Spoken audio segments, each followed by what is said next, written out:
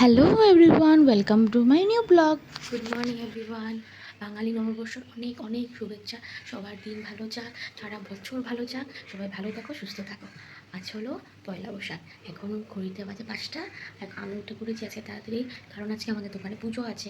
তাই পুজোর জন্য সকালে সকালে ঘরের কাজ করে দোকানে আমরা যাব পুজোতে।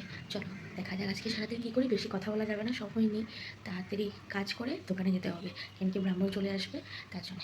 এখন চলো দেখা যাক, স্কিপ না করে ভিডিওটা দেখতে থাকো। সারাদিন কী কী করছি তোমাদের সাথে শেয়ার করবো আজকে, ঠিক আছে? তাড়াহুড়ো করে একদম রেডি হয়ে নিয়েছি, দেখো পুরো দেরি হয়ে যাচ্ছে জন্য হুলস্থুল করে রেডি হয়ে নিয়েছি যেমন তেমন করে। দেখো এই যে আমার ছেলে, ওকে পুরো একদম বাঙালি বাবু সাজিয়ে দিয়েছে আজকে, মানে যেহেতু নববর্ষ আমাদের বাঙালিদের, তো ওকে আর জামাই সাজিয়ে দিয়েছি পুরো। এই যে দোকানে এসে দেখো সব রেডি করে ঠাকুমশাই পুরো 8:30 বলছো, পুরো 8:30টার সময় চলে আসছে।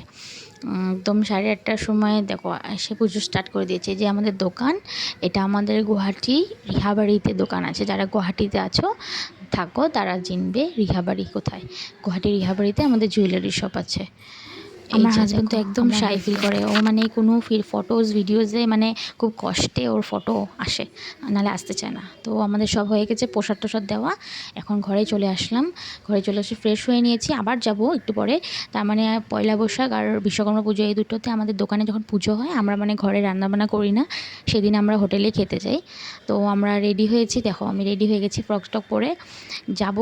আমাদের যাওয়ার কথা ছিল এক জায়গায়, কিন্তু মানে খুব খারাপ লাগলো একটা মানে কথা বলছি তোমাদের সাথে শেয়ার করছি। দেখো আজকে আমাদের যাওয়ার কথা ছিল খেতে আমাদের ঘরের সামনে, এখানে লাল গণেশে, আমি ভাস্করনগর থাকি, এখানে লাল গণেশে তোমার রাজবাড়ি নামের একটা হোটেল খুলেছে, বাঙালি হোটেল। ওখানে পুরো বাঙালিয়ানা, পুরো একদম কলকাতার ব্রাঞ্চ এটাই, ওখানে সব বাঙালি খাবার দাবার পায়। আমরা মানে প্ল্যান করেছিলাম যে পয়লা বৈশাখের দিন দোকানে পুজো হওয়ার পর আমরা ওখানে খাবো, দুপুরের লাঞ্চটা ওখানে করব আমরা। তো আমরা তো রেডি হয়ে চলে গেছি সবাই ওখানে যাব বলে। তো গিয়ে তো দেখি মানে সেই ব্যাপার, মানে আমি ঢুকতে গেছি তখন ওখানে মেয়েটা সামনে দাঁড়িয়ে থাকে, যারা ওরা বলছে আমাকে যে এরকম ওনাদের মানে আজকের নববর্ষ স্পেশাল আর কি, নববর্ষ স্পেশাল আজকে ওদের বুফেট সিস্টেমে ওদের 1250 টাকা করে পার পারসন, মানে বুফে সিস্টেমের খাওয়া দাওয়া, মানে অনেক আইটেম আছে। আর ছোটো বাচ্চাদের হলো 600 টাকা করে। দেখ এত আইটেম তো আমরা খেতেও পারবো না, ছোটো বাচ্চাও খেতে পারবে না। আর এটা মানে 1250 টাকা এক একজনের দেওয়াটা মানে বহুত কস্টলি হয়ে যায়। এটা আমরা কেন, অনেকে ওখান থেকে ঘুরে চলে আসছে। আমরাও মানে আমরা গিয়ে নেমে গেছি, তারপরে আরও অনেকে গেছে, দেখি সবাই চলে যাচ্ছে। কিন্তু এত 1250 টাকা দিয়ে পার পার্সনের তো সবার পসিবল না না। তো আর কি করা যাবে, যাই হোক অন্য হোটেল একটাতে চলে আসছি। এখানে সামনে বেঙ্গলি হোটেল আর একটা আছে, এখানে খাওয়া দাওয়া করলাম। ওখানেও রান্না খুব ভালো টেস্টি। যে আমার ছেলে খাচ্ছে, নিজের হাতে ভাত খেলো, খেয়ে দই খেলো, দই খেয়ে এখন আমি পান খাচ্ছি। যে পান নিচ্ছে আমার বড়মশাই, পান বানিয়ে বললো পানের দোকানে পান খাও। মনটা খুব খারাপ হয়ে গেছে, যেহেতু ওখানে আশা করেছিলাম যাব, উপায় নেই আর কি করব। কিন্তু তোমরা যেতে পারো সবাই, এখানে লাল গণেশ আছে, এটা জানুয়ারি মাসে ওপেন হয়েছে। এটা মানে তোমার আমার মনে হয় ফেস্টিভ সিজনের জন্য এটা মানে একটু কস্টলি হয়ে গেছে, নাহলে এমনি সময় তোমরা নর্মাল থালি বা কিছু নিতে পারবে।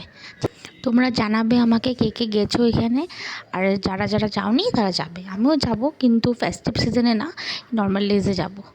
ঠিক আছে, দেখা হচ্ছে নেক্সট ভিডিওতে। ভালো থাকো, সুস্থ থাকো, বাই বাই।